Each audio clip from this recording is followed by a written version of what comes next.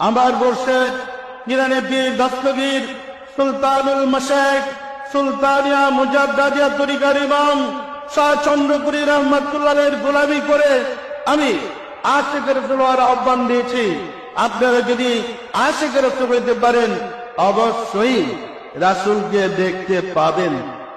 কারণ মৃত্যুর পরে যখন আপনাকে প্রশ্ন করবে মান রাব্বুকা, তোমার প্রভুকে, ওমা দীনুকা, তোমার দিন কি, ওমান নাবিয়ুকা, রাসূলকে হাজির করে বলবেন উনি কে। আপনি যদি দুনিয়াতে রাসূলকে না ছিলেন, দুনিয়াতে রাসূলের পরিচয় না করলেন, জবাবটা দিবেন কি? কে আপনার মালিক, কে আপনার সাফায়াতকারী হবে?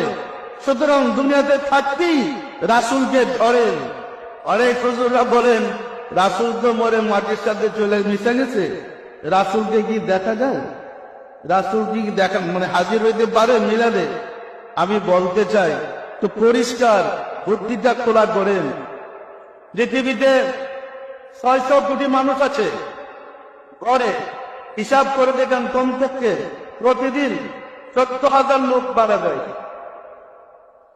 তাহলে 14,000 লোকের যদি মৃত্যু হয়, হাদিসের বর্ণনা অনুযায়ী প্রত্যেকের কবরে সে ঈমান নিয়ে কবরে গেছে কি যায় নাই তা পরীক্ষা করার জন্য রাসূল গিয়া কবরে হাজির হয়।